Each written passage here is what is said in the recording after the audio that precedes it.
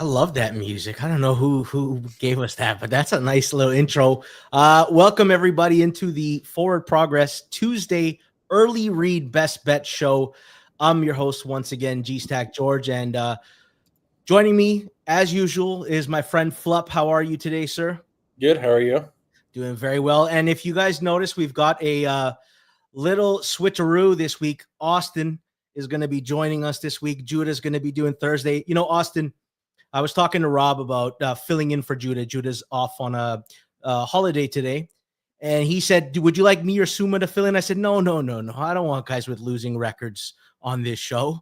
I said, give me your best. Give me Austin Mock. And sure enough, you stepped it up. So I thank you for joining us today. Yeah, of course. If it's a bad week, I'm just putting these plays on Judah's record. I feel like that's only fair. No, we've already agreed that the plays will go to Thursday. But honestly, thank you everybody for joining us in the comments. And as you know, this is a best bet show, but we're not the only ones that make bets. We want you guys to drop your best bets in the comments as well. We had some success last week, Flup. Everybody on the show went 2-1. Austin went 2-1. If not for the Rams, he would have been perfect. I got my triple hammer with KC minus 5.5. Flup, you got your triple hammer, Cleveland plus 8.5. Judah's triple hammer didn't win, Dallas money line.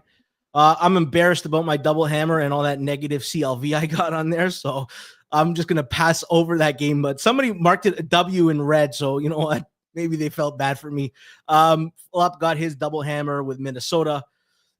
Judah got his double and single hammer with Chargers and the Colts. And then Flup, you lost your single hammer. I got my single hammer. We went 2-1, all of us. As a show, we went 6-3, bringing our record. We need to have the units up here because I'm down on the year unit-wise. Flup. Team ROI is up. All right. We're dragging you. We're dragging you back up here. But no, Flup, you're 500 on the year, right? So is Judah. Nobody's got a losing record over here. I'm excited for today. This is quite an interesting slate, and I guess it all started with the first line, Seattle which is now minus 1.5, minus 105. It's the Thursday nighter, total at 43.5, shaded minus 120 to the under. Let's start off with you, Flup. You are the resident here. Market flipped. Are you surprised? I was listening to Rob on the Daily Hammer, and I don't think I'm that surprised. Seattle's looked pretty good. Arizona has not. I mean, what is going on with Marvin Harrison Jr.? I mean, this is kind of like bizarre. I would personally make it a pick 'em, but I don't really trust my own opinions that much. So, I don't think it gets to like 2 or anything like that, or -1, even -1.5. But we'll see. I was a little bit interested in Arizona. I do make them a slight favorite. I'm curious about where the injury reports go. I know Devin Witherspoon, Nick Emanwari, and Julian Love practiced yesterday in a limited fashion, but they didn't play last week. So I'd like a little bit more injury information. Austin, if not for some big Marvin Harrison Jr. drops, Arizona might be 3-0 right now. What are your thoughts on this game?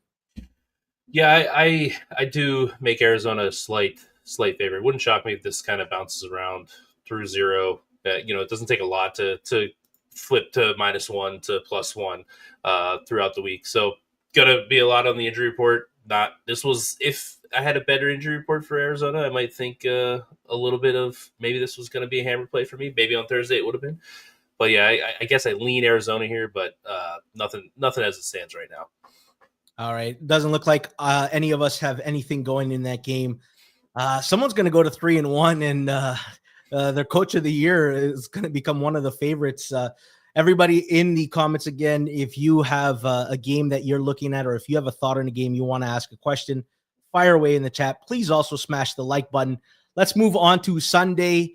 We got an early game for the early risers. Despite what some may lead you to believe, this game is not happening in Pittsburgh. This game is in Dublin. Minnesota right now is 2.5-point favorites, minus 114 at FanDuel. 40.5 is the total, minus 115 to the over. Let's start off with you, Austin, because you like this game. You think you've got to play here. Yeah, it's a little bit of a hold your nose. I'm going to be honest. I'm okay with owning that, but I'm gonna back the Steelers here on the money line at plus 124. it's painful. The defense has been.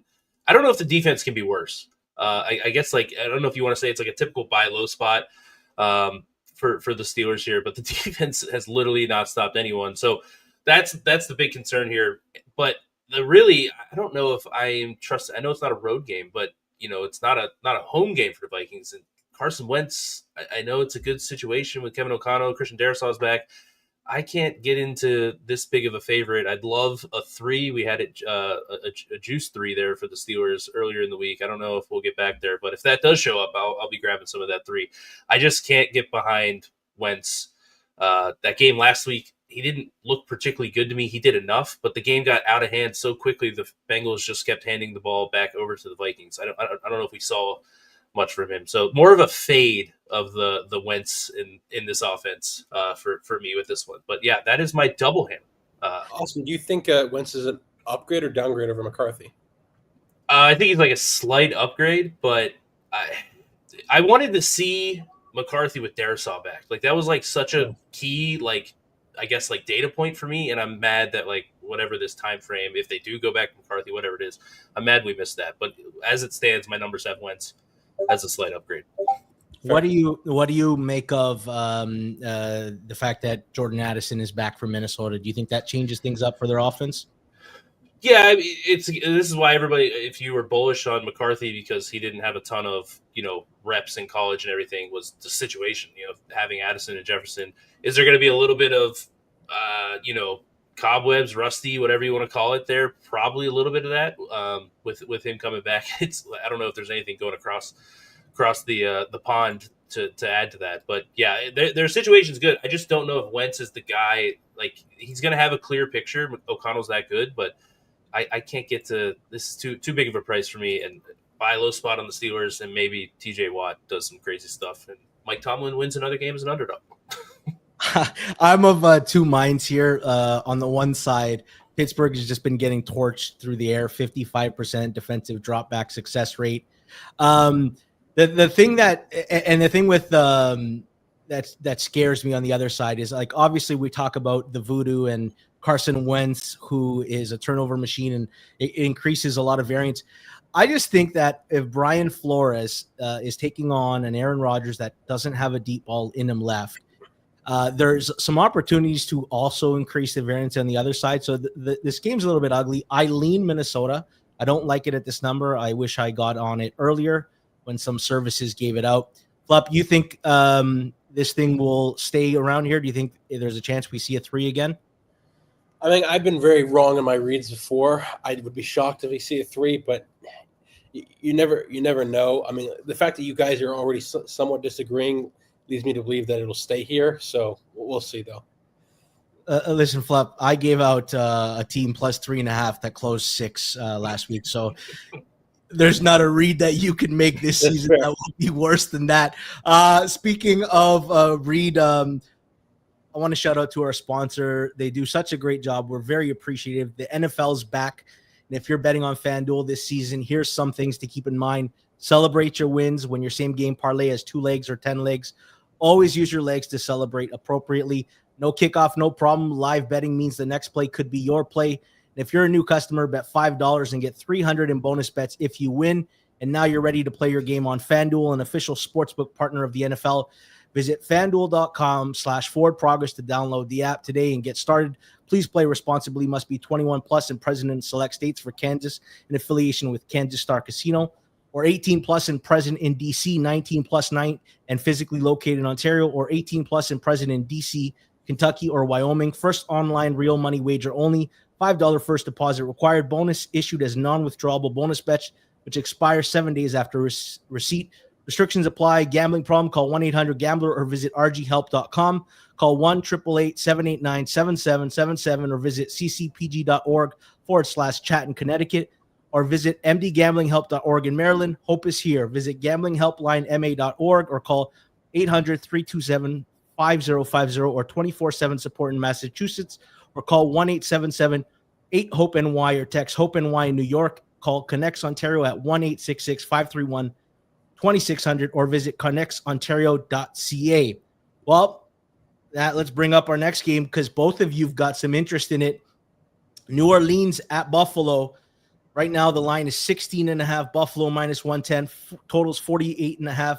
Shaded minus 115 to the under. Let's start off with you, Austin. What are you watching in this game that you're liking? I don't know if I'm liking much of it at all, but this is just too big of a number for me. So single hammer on the Saints at 16.5 minus 110. I can't, like, Buffalo's defense isn't anything like, I don't think they're good. Like, I think they're just okay. I don't think they're like a liability or anything like that. And obviously Josh Allen's great on the other side of the ball, but like we just saw the Bills as a double-digit favorite against the Dolphins, and they, like, you can make an argument that they were on the ropes a little bit in that game. Like, easily could have, if a bounce goes, one way or the other, they could have lost that game. So I just think if Seattle doesn't lose by like 40 last week New Orleans doesn't lose to Seattle by 40 last week and looks like somewhat okay, where's this number? I just think we've gone too far. I don't know if there's an advantage that I liked for the Saints in this game. I just 16.5 in the NFL, in week in we're not even out of September yet. I think it's just a little bit ridiculous. So I think I'm going with the a little bit of an overreaction here.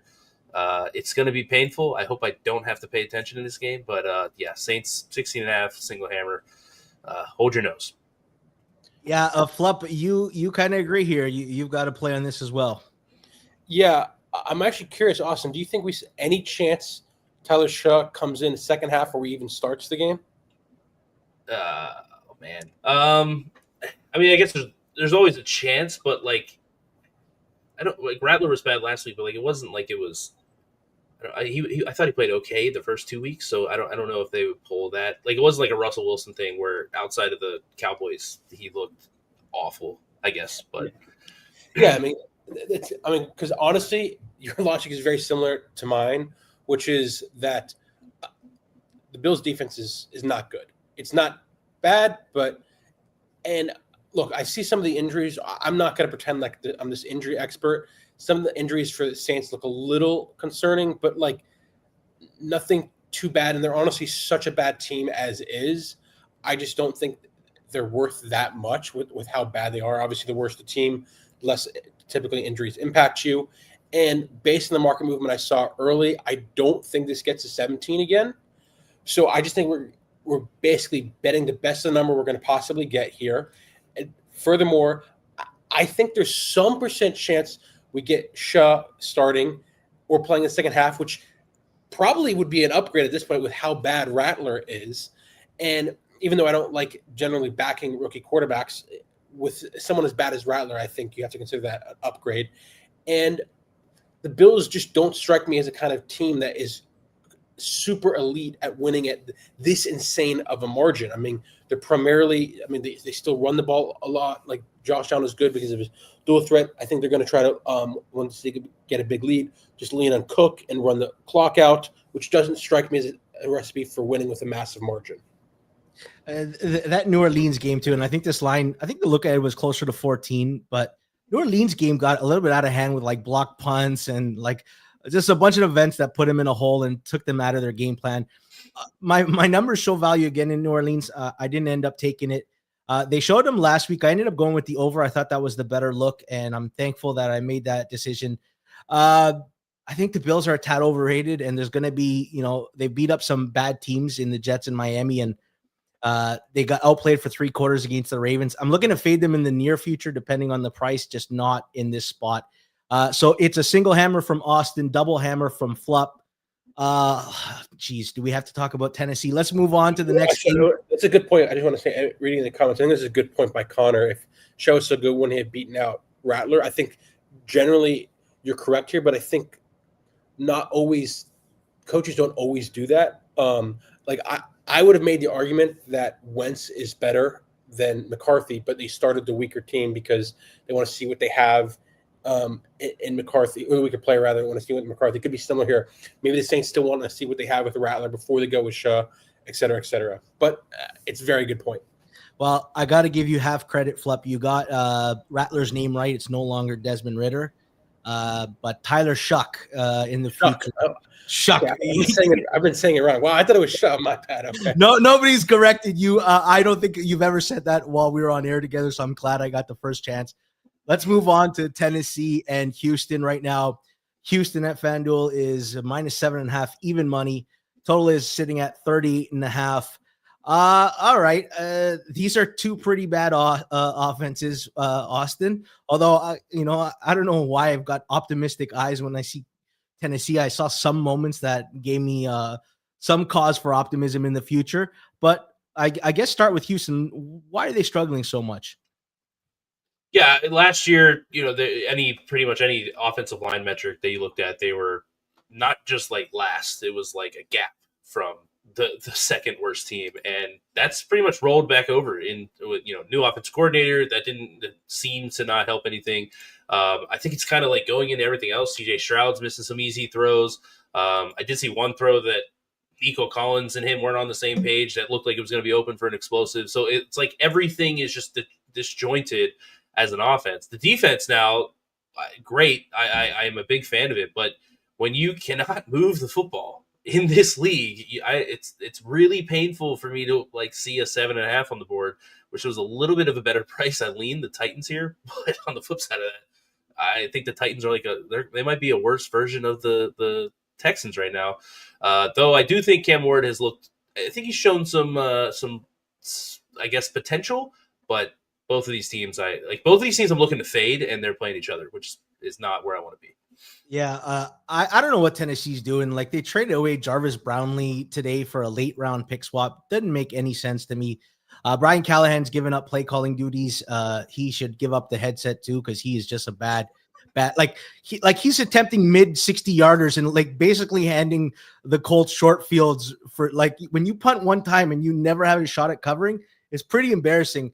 Flup, some opposing services gave out some plays here. Do you think we've now landed at the 7? Like, I make this line 6, Flup, and I cannot get to the line with the Houston bet because, their O-line, first of all, they've generated no pressure. They have 2 sacks on the year, which as bad as Houston's O-line is, they can't even like take advantage of it. They've also allowed 15 sacks against a Houston D-line that's very good coming in. I don't like the matchup for Tennessee. Where are you seeing the market here? As for the spread, I don't see much movement. Well, actually, I take that back. I could see some Titans money coming in because, like as Rob pointed out earlier and everyone else is hinting at, Callahan is awful, and him giving it to play calling duties might get some people backing Ward, is maybe showing better flashes, et cetera, et cetera. But the one thing I would be I'm pretty confident in is this total probably goes lower. We just saw it get collected, literally within the last hour or two.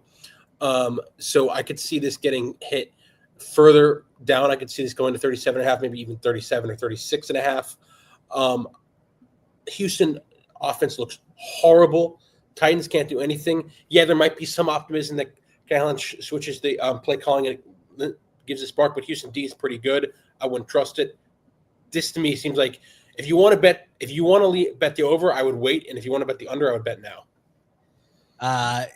You don't want to give out the under though. You want to wait till the whole market moves, and then you can. I don't have a strong enough opinion. I don't have a strong enough opinion on anything to give out the under as a play. But I'm just saying, if you did, that's what I would do. Let me tell you something that I have a strong opinion on. This Tuesday show is undervalued in market. The fact that the Thursday show gets more views than us, they get more engagement, more likes, and they have a worse record than us. I don't get it. Is it Suma's good looks? Is it Rob? You're attached to him after all the time he's been in the broadcasting world. Is it Austin's great analysis? You just don't want to hear the garbage that Flup and I are spouting out over here. I don't know what it is, but do me a favor, smash the like button right now. We need to move up in the algorithm on Tuesdays because this show's got a good record, and I want to cash in early while we can still say that. Let's move on to our next game, Cleveland and Detroit. Right now, Detroit is -8.5, -115 at FanDuel. The total is at 44.5, shaded 115 to the under.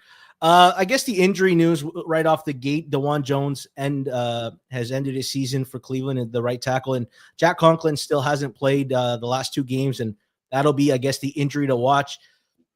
But let's start with you, Austin. Both teams kind of achieved this week. Cleveland won outright as a 7-point dog, and Detroit won outright as a 4.5-point dog. What do you make of this game?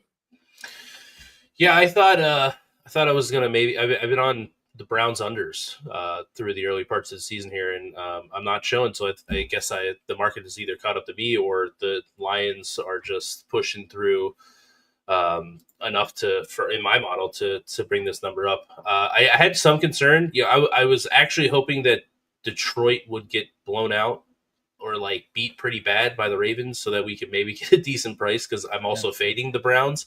If they're gonna start Joe Flacco, this offense is not doing anything. I don't know if like Dylan Gabriel is a better option for them, but they are not going to be able to score. It's a miracle that they won that game against the Packers. So that's kind of the angle that I was looking for. But then obviously Detroit just did whatever they wanted to against Baltimore. So yeah, I think this is accurately priced. If anything, I'd actually lean a little bit towards the over, because I don't know if my numbers. It's weird for me. Like, that's a hard thing for me to process of being so on like an under team of the Browns for my numbers, and then just 1 week we're flipping it. Like, I don't know if it's because they won, like we're getting excited now, but I have no trust in that offense. I have nothing I want to do with this over. So yeah, I think this is pretty accurately priced. I'll say one thing. With Judkins there now, there's a little bit more of the offense than I thought. That being said, like they're in a matchup with a bad O-line, and the Lions can get after it. They had 7 sacks of Lamar. And the other thing is that makes me pause here is Detroit's got a really good run game, but Cleveland has a fantastic run defense. It's basically shut down everybody they've played. Flup, how are you seeing this game in this market? I'm a little shocked that, Austin, you said you lean towards the over here, because the under has just gotten clicked. Not something Circa's at 43.5. I mean, to me, like, I wouldn't want to fade that steam from the market. So I'm just shocked to see that. I do think the side is actually pretty fair. I bet Cleveland last week, but it looks pretty ugly. And Lions looked incredible. I don't really want to fade them. So I just think the under will get, again, I'll say the same thing like I said with the Texans. Close. I think with this money coming in, we're just going to see under keep getting clicked. Chosen says, wasn't there another O-line injury? I saw DeJuan Jones out for the season. I saw Jack Conklin didn't play. Was there another O-line injury that either of you saw that I'm missing? No, I don't think so. If anybody has it, drop the comment in the chat. Be happy to bring it up. Let's move on to the next game. Washington and Atlanta. Right now, Washington is -1.5, -115. The total is at 45.5 right now. Flip, some money came in on Atlanta. This line was once upon a time 3. We got news that Terry McLaurin looks like he's doubtful for the game. Jaden Daniels, we're still unsure if he's going to play or not. Flip, you got to play here, though, you like. Yep. I think this is pretty similar to Austin's play here, where or is it? Oh, I'm sorry, your play, George, where you know, I'm not going to pretend like I have this like sick model or I have all these numbers or anything like that. This is me chasing steam. I'm under 45.5. The market's moved. It's best in market. That's what I want to go with. And to me, it looks like the same thing, because this all looks like the fact that Jaden might not play and Terry isn't going to play, which are obviously huge for the offense, and which will make Atlanta look more favorable and the under go down, of course. Yeah, Austin, I want to ask you, and that's your single hammer Flup. I want to ask you in this game, is it just me, or did it feel a little misleading Sunday? Like, Washington had some super like special teams plays, although the Raiders didn't look good. But Atlanta like missed a couple field goals, 0 for 3 on 4th down, a pick 6. Game kind of got away from them. I'll be honest with you, and I know I'm lower than the Commanders in market, but I show value at this number. I make this around the market if Jaden Daniels plays, and I show tremendous value in Atlanta if he doesn't. I kind of like how Atlanta matches up against a banged-up secondary who lost Will Harris, and Trey Amos left the game. What are you making of this game?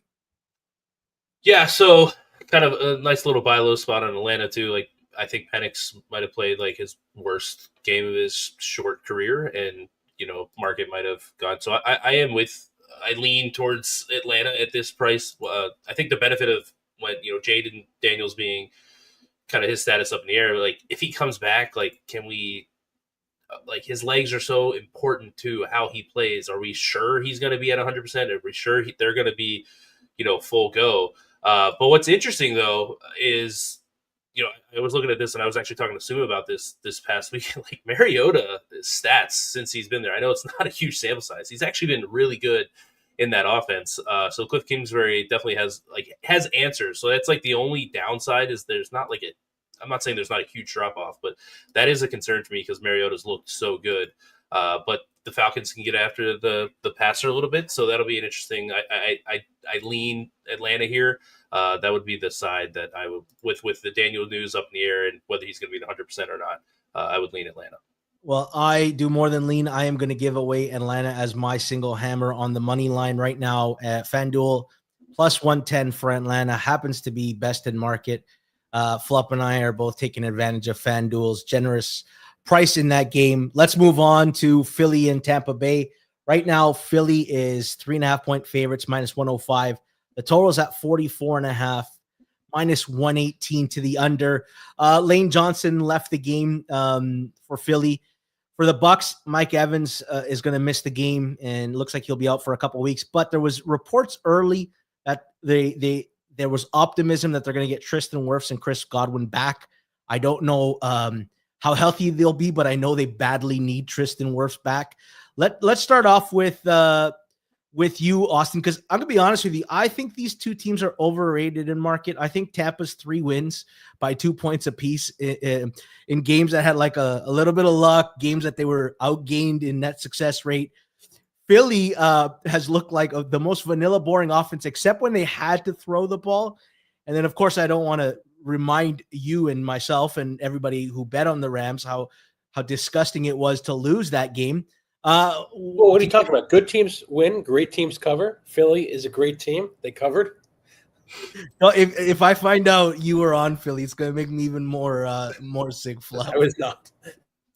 Austin, I think both teams are a little bit overrated in market. That being said, I make it Philly about a 4-point favorite. I wish I got on 3 when it was available earlier. Yeah, the concern here is if you're looking to back Tampa, like I think if you have to wait until you get some worse news because the offensive line is just gutted. This is not the unit, the defensive line that you want to go up against with a gutted offensive line. So yeah, I'm pretty neutral with this game. The Eagles are weird for was the vanilla offense on purpose because they were like leading in the games or not, and then like, oh hey, we're losing and we can actually throw. So if they start doing that and like get back to the offense that is explosive and like utilizes AJ Brown and all this, like I think I don't want to say they could be underrated, but if they go back to the hey, we're just going to be vanilla, throw the ball 5 yards down the field at a time, and not really like maybe Barkley will pop one, even though he hasn't yet this year. So they're kind of in like no man's land for me right now. If they come out and throw, like they'll bounce back in my numbers pretty quickly. But it's been a concerning, outside of what, a quarter and a half against the Rams, basically, where this offense has just been like, hey, let's just go through the motions and see what happens. And yet they're 3-0. So this is a good market, good on time or on market here with my numbers. But I think, I don't know, Philly alts kind of feel kind of interesting for me. Yeah, it is interesting. I know if one person's watching, he hates the word alts. You know what's funny, Austin? Philly's 3-0, and I've absolutely downgraded them from the start of the season. They just keep winning very ugly. Flop. They're the new Chiefs. Yeah. Yes. They get the penalty call with the false start. They're turning into the Chiefs right before our eyes. Flop. What are you reading? What's your read on this game? It's funny. I was pretty shocked. Like, I know this all goes down to like the Tampa Bay injuries, and I don't have a good enough handle on injury reads to really make a good play here. My instinct, though, is like, it seems the chat is thinking that like Wirfs is going to be back and Godwin's going to be back. I know they might lose Evans, but like if Wirfs and Godwin's back and you give me this cheap 3 or 3.5 or like an expensive 3.5, I can't say no. Like I have to back the Bucks here. But if Wirfs doesn't go, if Wirfs is out, then obviously I'm going to lean towards the Eagles here. But I just don't have a good enough read on injuries to kind of know, and that's really what everything boils down to is, will Godwin play? Will Wirfs play? Will Evans play? Other injuries, I don't know. No, Evans is not going to play. He's out for a few weeks. He's confirmed. Okay, yeah. Yes. For me, it's failure or nothing, and I would need a 3. Although, I don't know, Austin kind of got my mind going with that alts. You know what gets my mind going? Every day at lunch, it's becoming my favorite show. The Hammer Daily, every day at noon, Hammer HQ YouTube channel. It's a good appetizer to start your betting day. Jason does a great job hosting it. He's also producing today, and thank you for that. He's got so many fun guests. My personal favorite is on Friday. Myself, I think Austin appears on Fridays as well. And you know what, Flip, I enjoy you on Tuesdays too. I never know. You never know what you're going to get. Hairstyles, waking up late, but and interesting futures is always there. So we're all on that show. I enjoyed. I hope you have tuned in. If you haven't checked it yet, no, Flip looking like George Clooney with the fresh cut. Flip looks really nice right now. If you haven't checked it out yet and you haven't sampled it, please do. Awesome show. Something to get your lunch hour going. Let's move on to Carolina and New England. Right now, New England is -5.5, -110. And the total right now is 43.5, shaded 115 to the over. Let's start off with you, Austin. New England, 5 turnovers, probably should have beat Pittsburgh pretty handily. What do you make of this game? Yeah, this is painful because not only did they have the 5 turnovers, there were penalties, they've had special teams errors early in this season. Like which is kind of surprising because I was kind of buying the Vrabel hire coming into the year, and they just seem like a poorly coached team right now. I don't know, early season, they're not up to speed just yet, but time's running out here. But the offense has actually looked pretty good. I know, the Steelers' defense has not looked great this year, but Drake May is kind of moving the ball up and down the field. They had 2 turnovers at the goal line last week. They easily should have won that game. So I have a little bit of a lean towards New England here, but it's just one of those things where I don't know if I can. A team that's turning the ball over, penalties, special teams issues. That's not a team that I'm really sprinting to the window to lay a decent amount of points here and win by margin. So nothing for me as it stands, but if I had to, New England's kind of the look here, but I don't know if it'll ever be enough for me to grab a play here. I'd like to see Christian Gonzalez make his debut because right now their defense looks pretty bad. I like their offense. I think it's time to give Travion the ball. I've seen enough Ramondre. We know what he is as a talent, and then it doesn't even include the fumble problem. Apparently, the Steelers said that they knew Ramondre had a problem, and they were targeting it. I heard those quotes after. Flop, there's been some bounce back between 5.5 and 6 in market. How are you looking at this game? I want to back the Patriots. They deserved to win that game, and I think anytime you can fade Bryce Young when he looks bad, especially after a decisive win against Atlanta, is a good buying spot. With May looking good, and I'm going to say something. I'm going to ask a question. I'm not the injury guy here. It doesn't seem like there's any crazy. Am I wrong? Is there any crazy injuries for the Pats that I'm missing? Assuming not, I want to back the Pats here. I think if you can get under 6, it's a good buy. Interesting. Somebody said on the Twitter comments that Jatavian Sanders, an injury for Carolina, was a big, huge injury, which I thought was overstating it. Maybe Eager's the one who fed him that information and wrote the script for him. I'm not sure. All right, let's move on to this game because I don't know. We're not Jeff Feinberg, but it feels like we've got 3 Chargers fans over here. I know Flup was deciding if he should put the Chargers in here. Austin and I are notably the 2 highest on Jim Harbaugh. We agree with Colin Cowherd that he might be the greatest coach of all time. That is ridiculous. He is not the greatest. Bill Belichick is the greatest coach of all time. I actually, you know what? I want the chat to say 2 things. Who is the greatest football coach of all time? And I want you to drop some ones if you think Justin Herbert is a top 5 quarterback. Let's start off with you, Austin. I guess the injuries we're watching for, Mekhi Becton left the game. Trey Pipkins Was in and out a couple times. And then that's pretty much it. The Giants have a couple of defenders out, but nothing too crazy. The big story is Jackson Dart is in for the Giants. Cam Scatterbow is going to take over because Tyrone Tracy's hurt. But you like something here. What were you looking at? Yeah, so in that game against Denver, kind of two things. When Becton went out, outside of the final drive that the Chargers ended up tying the game on, there was constant pressure. And I know the Denver defense, very good, don't get me wrong, but we already lost Slater at the beginning of the year. I have concerns about that Chargers offensive line and what they can really do with when they can't always protect. Justin Herbert's been playing incredible, but when protection is weak, that's going to show up.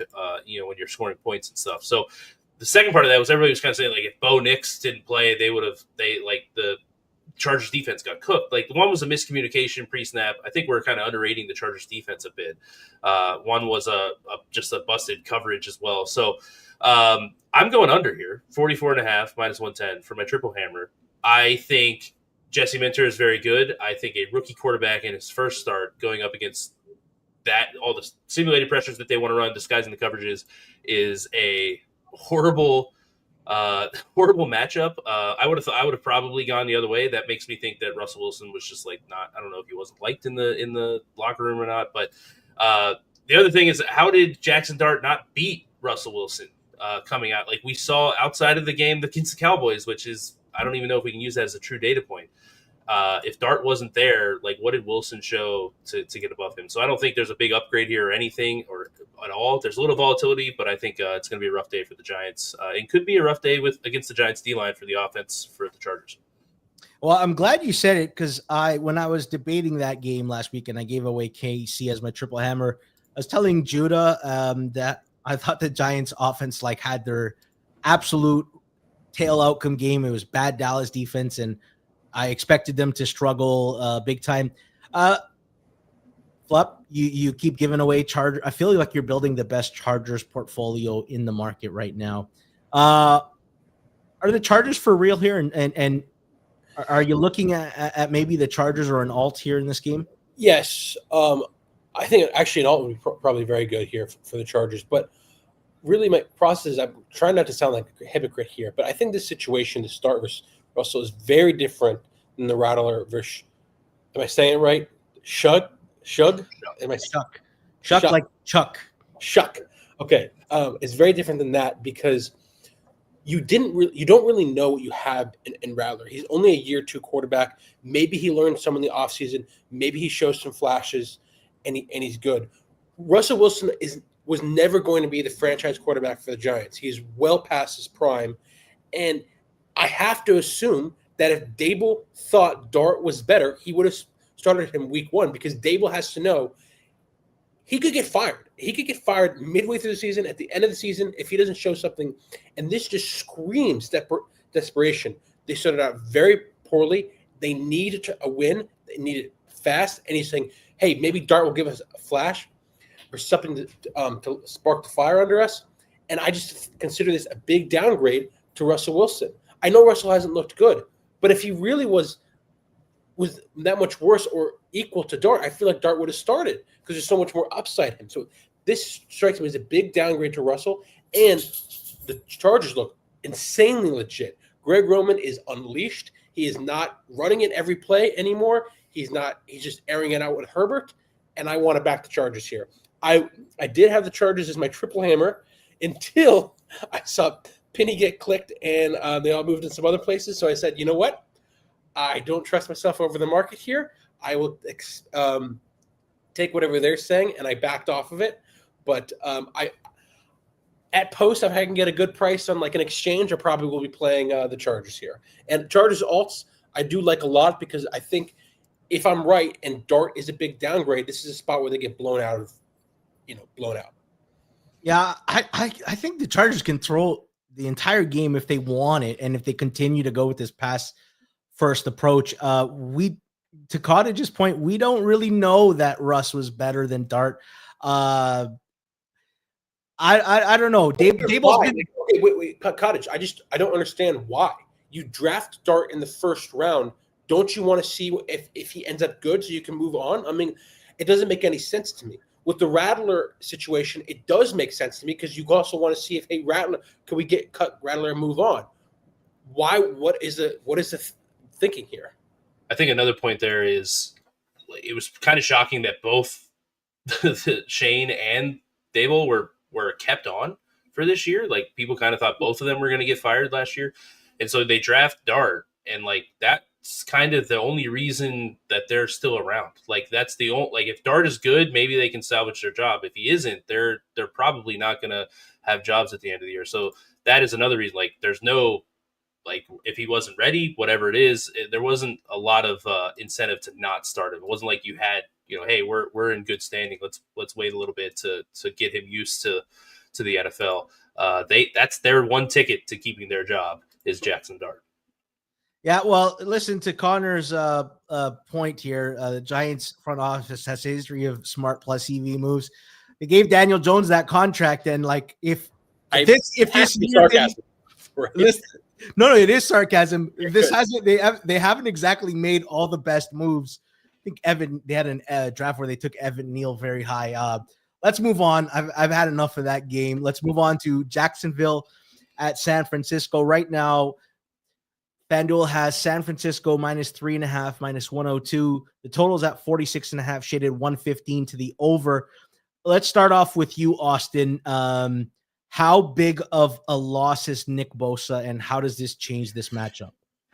Yeah, he's one of the best edge rushers in the game, so that's going to be felt. I do believe Robert Saleh is very good, and I do think they have some bodies. Bryce Huff's been great for them in the early going. Williams, the rookie, has been as good as well. So it'll be interesting to see how they kind of go without, now they're kind of the main focus where Bosa was taking so much of the attention. So it'll be interesting to see how they look. Jacksonville's offense hasn't really shown me anything to get me excited about them either. I was kind of high with Cohen coming over. Maybe it's going to take a little bit to get that rolling with him implementing his system. But obviously the Purdy too is, what's that status? Is he going to be healthy and everything? So this is just a tough game for me to really have an opinion on early here. I'm willing to wait and see if the market goes anywhere, because I'm not super interested at the current prices.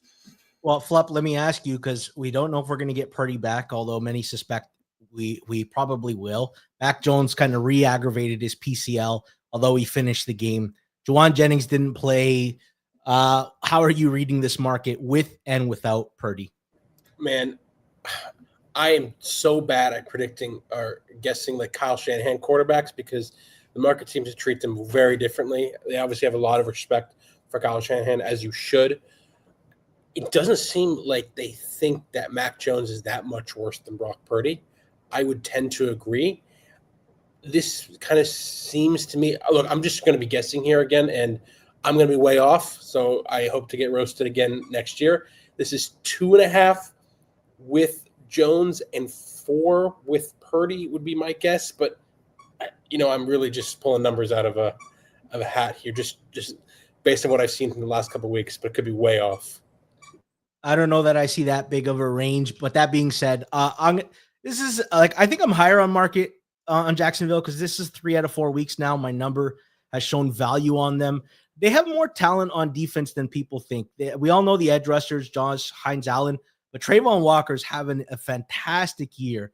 I also like their linebackers. I like Devin Lloyd. I like Oluokun at linebacker. Tyson Campbell has been hurt the last couple of years. Before that, though, he looked like a really good corner. He does again. Jordan Lewis, pretty good slot corner, and they started to play Travis Hunter more at corner as well. I don't love their offense right now. There's something off about Brian Thomas Jr. They need to find a way to utilize Travis Hunter more on the offense, but 2 things stand out. The Bosa thing really changes how they could take advantage of a Jacksonville O-line that I'm still iffy on. San Fran also has given up the worst starting field position on kickoffs. They haven't figured it out. I like this. I'm going to lock it in as my double hammer, especially when the market's 3. Grab Jacksonville +3.5, -120. That is my double hammer. Let's move on to Indy and the Rams. Right now, the Rams are 3.5 point favorites, -112. Total's 49.5. looks like minus 118 to the under. And I actually want to bring up a graphic that kind of really paints the picture of how good Daniel Jones has been for this team. And these numbers are courtesy of FTN. Number 1 in EPA per play, number 1 in DVOA, number 1 in success rate, number 1 in yards per play, number 1 in passing DVOA, passing success, play action DVOA, blitz DVOA. They're killing it. I'll make the caveat that they've played 2 pretty weak defenses and a Denver defense that maybe is more reputation than production right now. That being said, key numbers here from FTN, and every bettor talks themselves into picks. FTN helps you talk yourself out of bad ones. The platform gives you unbiased team and player context, so you're not chasing last week or falling for hype. I know Rob stands by these numbers. I know Austin does too. It keeps your analysis honest, fast, and consistent, which is the real edge over a long season. If you want that kind of discipline, start with the Stats Pro or upgrade to Stats Goat. Use Hammer 10 for 10% off. Head over to ftnfantasy.com or click the link in the description. Let's start off with you, Austin. I think 2 things that stand out to me about this Indy offense. It's the variety of weapons. Like Tyler Warren is a very good tight end, and they're almost 4 deep at receiver with like Downs, Pittman, Alec Pierce, and Adonai Mitchell as the 4th receiver. Jonathan Taylor obviously is very good. I just wonder, how good are the Colts genuinely, and do they create a matchup problem for the Rams, who got torched a little bit once Philly went into full pass mode last week? Yeah, this is like the worst, the hardest thing to from a numbers perspective, modeling just the handicapping in general is these, whether it's like a scheme change or the quarterback goes into a new scheme. Like it's really hard to put a number on play cards. Like Steichen and Anthony Richardson were it wasn't working, and it was like, okay, well, this is just not. Steichen was really good in Philly. These numbers are and it's not. There's not a lot of flukes going on. Like it's not like, oh, hey, like they hit these like 70-yard bombs consistently or anything like that to kind of boost the numbers. They are doing, like, Daniel Jones he's moving in the pocket. He's using his legs to get yards. He's making the throws. Guys are wide open. So I am a believer. I think the Rams are going to struggle a little bit to stop them here. My only concern is just, like, are we ready to say that Daniel Jones is going to get another $40 million contract here? Like, is that where we're heading here? So we all remember the Saints last year. I get a little bit more faith in them, the Colts, this year than the Saints necessarily. But I think I think the offense is legit. I don't think it's not gonna stay at this level, but I think it's gonna. If you tell me they're top 10 by the end of the year, I think that's probably a good bet. Well, for starters, the reason I like them a little bit more is their O-line is better than the Saints were last year. Plus, I like their more variety of weapons, and frankly, I trust their play caller more. On the other side, though, Kenny Moore is not going to play. He may even miss next week. And I don't know, this Puka Nacua and Devontae Adams' passing attack, I also think they're going to move the ball against the Colts. Flup, you're parsing the leaves, and you actually have a play on this. I believe it's your triple hammer. Yes, it is. I really like spots like this where we get like both like market agreement, like as Connor pointed out in the chat, this open at 4.5. It's already getting bet down. Minus 08 is the best market price out there right now, and it's going with the steam. And we're getting another spot that, look, Daniel Jones and the Colts have always looked a little bad, and Daniel Jones has historically never been valued as like an elite quarterback. The Colts hasn't been that good in the last year or two. And I think people aren't adjusting them as much as they should. And look, I'm backing a quarterback with the highest EPA per play. I mean, how bad can it? And I'm getting better than 3.5. Only 2 cents better, but I'm still getting better than 3.5. How bad can this play possibly be? Do we forget that Shane Steichen got? Did he not get?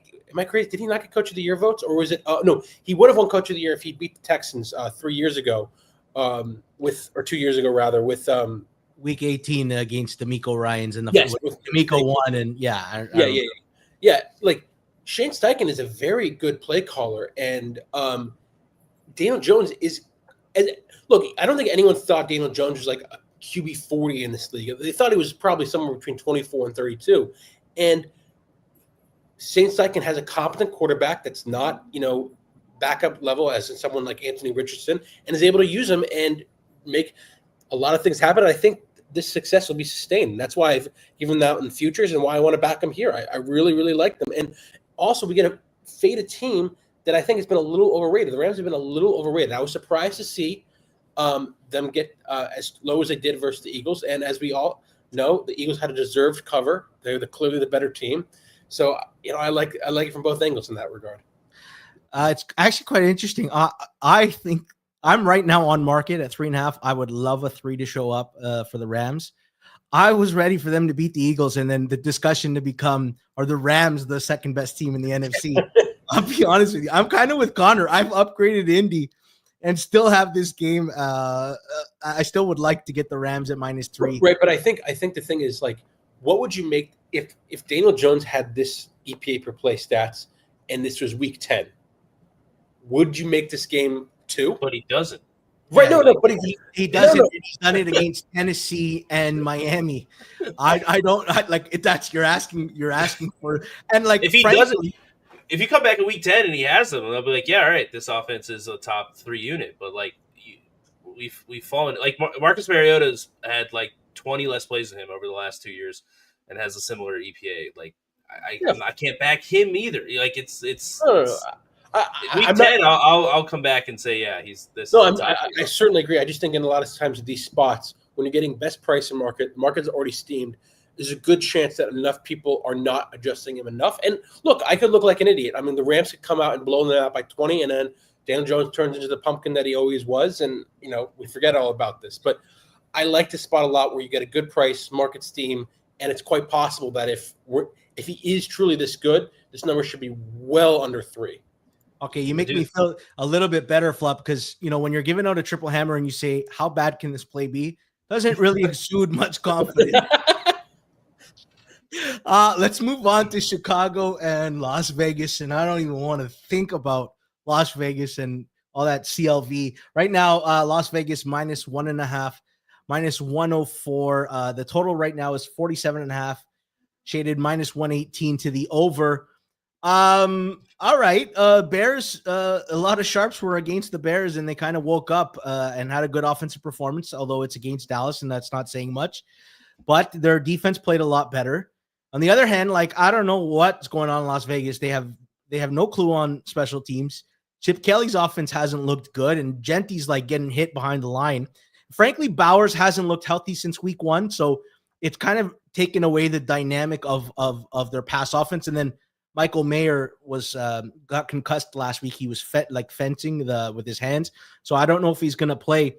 Austin, thoughts on this matchup? Yeah, I was like the Lone Ranger that was not buying the Cowboys last week because I keep saying, like, they gave up 450 yards to Russell Wilson. Like, why are we backing him here? And obviously we saw how that ended. So I do think, like, it's whatever your opinions of Caleb Williams are probably a little too high, unless you're just totally ignoring the Cowboys here. So I do lean a little bit towards Vegas at the current prices. I lean a little bit towards the under too. That would probably be more of a play for me. The problem is I don't think the Bears defense is very good because of all the injuries they've had. But Vegas's offensive line is so bad right now. Like, they don't look like there's not, like, usually it's like, you know what, they can't pass protect, but they're okay in the run game.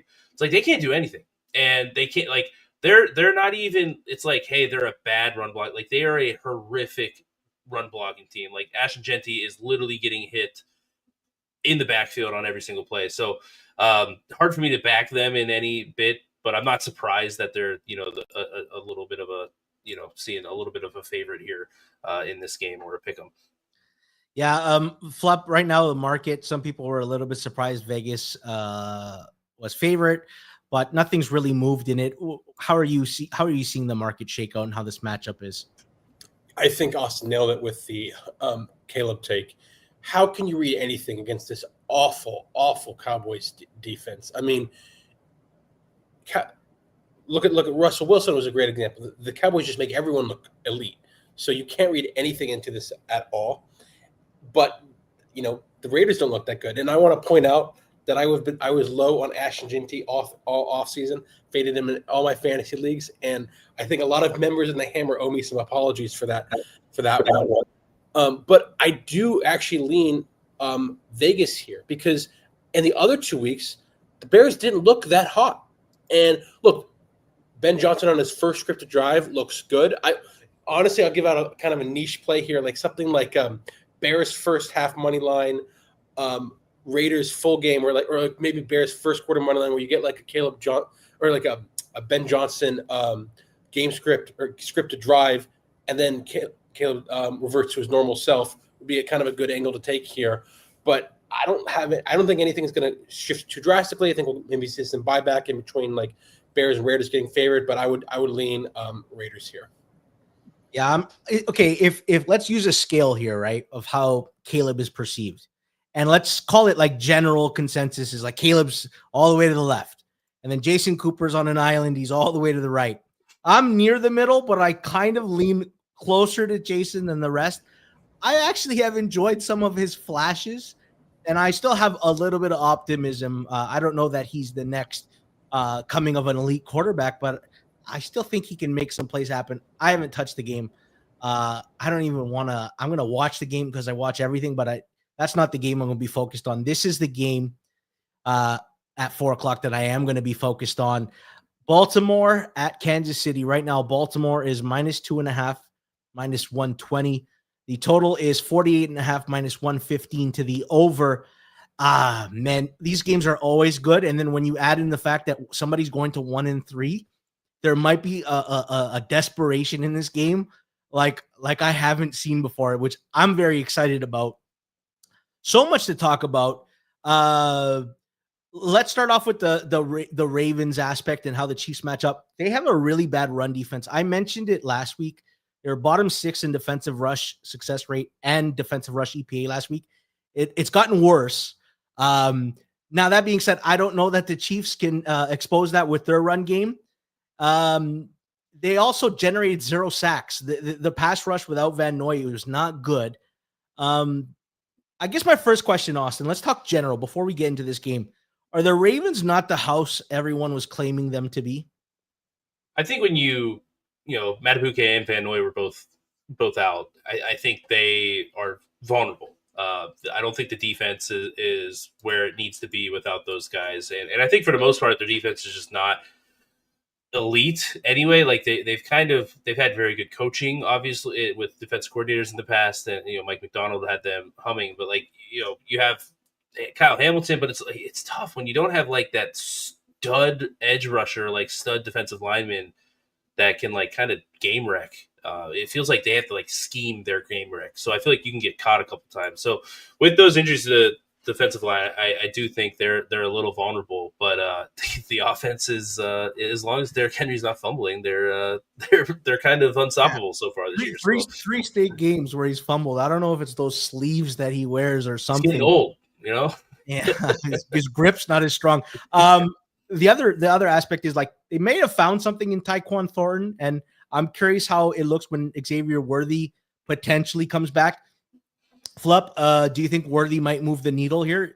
Do you think there'll be enough action in the Ravens to get it to 3, or will there always be somebody buying back on the Chiefs at home as a 3-point? Someone will buy the Chiefs at home if you can get a solid 3. So you think it's gonna bounce in between? Yeah, exactly. I mean, you had so many years. Mahomes is right here. You don't have to look. Yeah, you have so many years of Mahomes doing crazy stuff. But in all honesty, I think the Ravens are still clearly the best team in the NFL. Clearly, yes. I mean, the market agrees. I mean, if the market disagreed, they wouldn't be 2.75 in market favorite in Kansas City. So. Ravens are still very elite team. They probably would be 3-0 if Derrick Henry doesn't fumble, or at the very worst. 3-0 is they never had the Lions on the ropes. Maybe they'd be 2-1, and we'd look at them a lot. But hey, that last fumble last night killed them, and they would have had at least a solid chance. So I think they're still extremely elite. And look, I'm not sure. Are we going to get Manuke back? Like I don't know. That kind of matters a lot here. And then is Worthy going to come back? That's probably going to be the difference. Is will this end as a flat 2.5, or will this end 2.75? Will this even end if Worthy's out and Manuke's in? Maybe we get a 3 and it just ends 3. But that'll probably determine what it is. I don't think we get anything past 3. I don't think we get anything past really like 2.5. If Worthy's out, I kind of want to buy the Ravens here, though, because the Ravens look like a tank, and I want to back them after a brutal loss against the Lions. We're expecting sorry, what were you saying, Austin? Rarely do you hear a 1 and 2 team being a tank, but I kind of agree. But like it's also, they have their warts, but I get it. I get it. Also, 1 and 2, clearly the best team in the NFL. Do you guys disagree with me though? Do you guys think I'm wrong? Yeah, because I'm going to tell you who the best team in the NFL is once we get to the next game. Okay. But listen, Van Noy likely not going to play. Matabuki, we still wait for. I thought Brian Cook going down was an underrated injury. I kind of want to see what happens with him. I don't think the Chiefs will want to be missing him for that game. Interesting game. I honestly can't wait for it. I can't wait. I love the discussion. And you know what? Like, the comments are going crazy. Please, if you're liking this stream, just drop some ones in the chat. Still time to tell us what you think. Who is the best team in the NFL? Is it Baltimore, clearly, like Flup says, or do you believe it's somebody else? And if you want to continue the discussion, like, you can do it somewhere else, because we know the Hammer audience is truly like a family. Familiar faces, inside jokes. We pick on each other. Some people get picked on more than others. Here's your chance to continue the conversation. Join our new Hammer Discord, a chance to discuss the games and news, share your favorite bets, interact with your favorite Hammer creators. Discord.gg/Hammer to join now. Let's move into the Sunday nighter. I kind of spoiled where I'm leaning in this game. Right now, Green Bay is -6.5, -120 at FanDuel. Total is at 47.5. Let's start off with you, Austin, because you and I kind of both had the read last week of a low-scoring game. You gave the total out. I gave the first half total under in the Green Bay-Cleveland game. I didn't love how Green Bay matched up against Cleveland, banged up O-line against a really good Cleveland D-line, missing Tucker Kraft was banged up. Jaden Reed was out. I didn't like how their offense matched up. I really like how they match up against Dallas on offense. And I mean, I like how anybody matches up on offense against Dallas. I also think Dallas O-line's in major trouble now. Tyler Booker's going to be out, as well as Cooper Beebe was out the week before. He's on IR. I think Green Bay's D-line is going to feast. How do you think these teams match up, though? Yeah, I think this is just like the worst case scenario, like the worst team that you could possibly be playing if you're the Cowboys. Obviously, like, losing CeeDee Lamb is a huge. How's that offense going to work? I kind of had some high hopes. Now you have the offensive line injuries, plus you lose your main playmaker. I don't think George Pickens is a guy you want as your number one target. So, like, my numbers, I don't know if I can get to 7. That's tough just because of the nature of how the model works. So, like, my numbers lean Dallas, but I firmly think Dallas is in a like no bet land because of how the injuries, how bad, like the defense. Like, I had them when they traded Parsons, a bottom 5 defense. Like, I thought they firmly put themselves in the bottom 5, and I think they're like significantly worse than that somehow. So, yeah, I could see Green Bay coming out with vengeance, and Parsons is going to have a big game. I could see this getting ugly. But I think Green Bay has quite the advantage on both sides of the ball. Flup, how are you reading the market right now? It's mostly 7 in market right now. FanDuel is the 6.5 -120, which is pretty much similar to everything. How are you reading the market in this game? Well, I was wrong as usual. When I opened on Sunday, my friend texted me, I think Dallas +6 looks good. And I was like, yeah, I think I agree. And now we're getting some 7s. So, did you know CeeDee Lamb, though, was going to miss when you were saying that? Yes, unfortunately, I did. I didn't think. Okay, so you thought 6 was a click with Lamb out. Okay. Yes. Look, I still think that the Cowboys' offense is pretty good. I know CeeDee Lamb is extremely important, but it seemed like they're valuing him a little too much here. Now, I think this is probably more of a play of how the Cowboys' defense can't stop anything, and the Packers' offense with Jordan Love and LaFleur looks extremely good. How are they going to compete and hold with it? Which is fair. I just think, like, home field, now you're getting 7. Man, I really like the Cowboys here. But I don't like fading this same market's team, especially when I can't understand why I'm getting. That's typically the worst spots to fade it. So I am definitely sitting this one out and will count it as a victory if Cowboys win, and then count it as a pass if the Packers cover. That's the way that a tout should go. I think a bit of it is like the injury news. So like obviously the Packers have some O-line injuries, but this is the one D-line that maybe they won't get exposed by, even if Kenny Clark has revenge on his mind. Yeah. And he left the game banged up. It's the Lamb injury. Deron Bland still hasn't played in a couple weeks, and we're not sure. They lost their right guard, Tyler Booker. Trayvon Diggs left the game. I don't suspect that he'll miss it though. My numbers don't say this is a bet, Austin. I'm with you. My numbers don't say that. And then I go through the matchup, and it's like Green Bay has every advantage offensively and defensively. On top of the fact that Parsons, who's a regularly motivated guy, feels like he's got a little bit more motivation in this game. If it gets into an ugly game script where Dallas is trailing, some of the alts could be in play here as well. I guess the scare is like Jordan Love plays around with the ball sometimes, and maybe the Cowboys have a couple of corners that like to hawk and cheat and try to pick something off. Iron Goalpost wants to know what I'm smoking if the Packers are the best team. Yes, listen, exactly. Explain yourself. If you were following Forward Progress in July, I went to the moon and planted a flag that the Packers were going to win the Super Bowl. That was pre-Parsons trade. I feel a lot better. When you see how Detroit's offense has looked the last 2 weeks, Detroit's offense looks just as good as it did last year. Nothing's changed. But week 1, we all had question marks, downgraded Detroit in market, and Detroit has twice now covered big time. I think Green Bay is a lot better than the market's still making out. I actually think they are the best team. My triple hammer is going to be Green Bay -6.5, -120. I went with the same spot last week, Sunday nighter on the road, laying a touchdown, and felt pretty good about it there, and I feel pretty good about it now.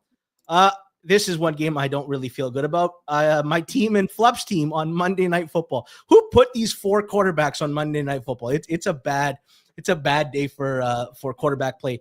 Let's start off with the Jets. The first game right now they're against the Dolphins. Dolphins are 2.5 -120. The total is 44.5.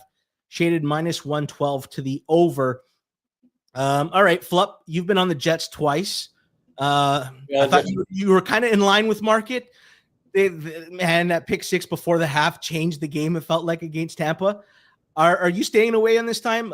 Staying away this time? If a 3 pops up, will you? I'll be betting 3 big. You're big too. I just look. I like backing my team, especially if I think it's good. So that's a little bit another reason. But I think we're getting Fields back this week. I mean, well, like with concussions, you can never tell. And he was typically it's just 1 week. It's never. He was ruled out early, so I never want to say for sure. The worst part is we have no practice reports till Thursday. I don't think we'll definitively know before then. Yeah, I know. I'm forgetting who did it last year, but it was what was it? Oh no, CJ Stroud, like rookie year, was like out for 2 weeks for concussion. I know there's been some examples of concussions lasting 2 weeks, but most of my experience are 1 week or 2 months with Tua. But well, that's a little bit different. But and yes, McDaniel's offense is going to be good, but I just don't trust this Miami D. And I think I really like our Engstrand and our offensive coordinator. I think they're going to keep it competitive. And if I'm getting a 3, I think these 2 teams are equally bad. And I don't think home field is worth that much. It's not worth 3 in my opinion. So I'm giving me Jets +3 all day. I think this would be a close game. I would actually probably prefer, like, can we get a +140 money line, or is that too much? Like, I would really prefer that, I think. But I definitely lean the Jets here. I would have made this my at least a double hammer if FanDuel had offered a better price on the Jets, but they weren't very nice. I wrote Austin that I would consider jumping on the Jets at 3 with Justin Fields. I kind of make the line just a touch under. To be honest, I'm looking over, or that's probably my favorite direction, but I'm still waiting on some information. Austin, how are you reading this game? Yeah, I don't.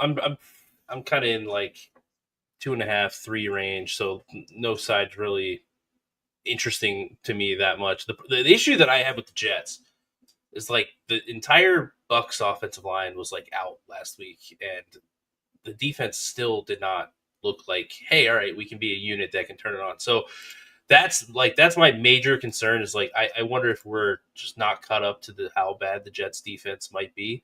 Now the Dolphins have kind of looked a mess, but they get extra time here with off the Thursday night game. They looked competent against the Bills, but that's my concern. I don't have too much. I would lean towards the over. If Fields, assuming Fields here. But yeah, I don't know. I can't trust the Jets defense in the current state. Well, I mean, it's a good thing if Tyrod is back. Maybe he'll give them another pick 6, which is great for the over. So maybe Tyrod is even better. It's funny. Great teams cover, right? Great teams cover. No. Part of the analysis about like Tyrod was he won't make the wild play that Fields does, and fucking throws an unnecessary pick 6 before the half. Honestly, Austin, like Jets, week 1 made the Steelers offense look really good. Their best output. The Bills rolled them. The Bucs, despite missing all that old line, didn't matter. They moved. I'm very concerned about that unit. Like, I was at that game. It might be bad. They could not handle Quinnen Williams. Quinnen Williams, I think, generated like half a dozen. You brought it up. Quincy Williams hit the IR. That's another one, and we're gonna watch if Jermaine Johnson is out again because I think that will be key. I don't want to belabor the point. We don't have any action on it. Another Monday Night Football game. This one starting about an hour and a half later, so there will be some overlap. And I know the Monday Night Watch Along, they'll be all over the long game. I don't think I'm going to pop in there. I don't know. I don't like watching my team in prime time when they're embarrassing themselves. Let's move on to the next game. Cincinnati, Denver. Denver is -7, -115 at FanDuel. Right now, the total is 43.5, -115 to the over. Austin, I'll tell you where I start on this game. My numbers show technically value on Cincinnati +7, but like my confidence is still maybe the Jake Browning prior of 2023. I've already adjusted and maybe still not enough. I think I need a 7.5 to make a bet, but I don't know. I kind of want to stay away. And I know Bo Nix has been bad, but if ever there was like a get right spot, it could be here.